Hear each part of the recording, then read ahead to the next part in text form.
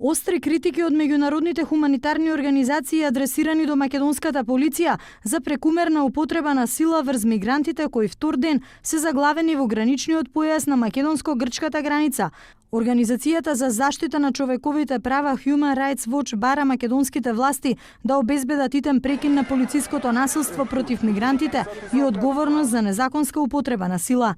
Властите треба да го испитаат користењето на парализирачки бомби, солзавеци и гумени куршуми. За оние за кои ќе се потврди дека се одговорни за незаконска употреба на сила, вклучувајќи ја и командната одговорност, треба да сносат одговорност. Македонските власти треба да ги заштитат мигрантите, вклучувајќи ги децата и сите оние кои бегаат од војна и прогон, а не да и се дава на полицијата зелено светло за да отвори оган на нив. Се вели во денешното соопштение од Human Rights Watch.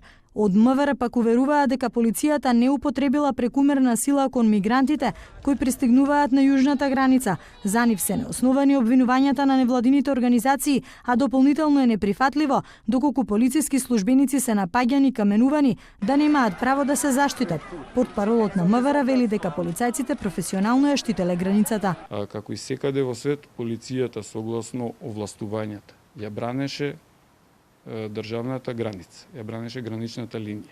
И како и секаде во свет, полицијата има овластување и полициските службеници да се заштитат себе си.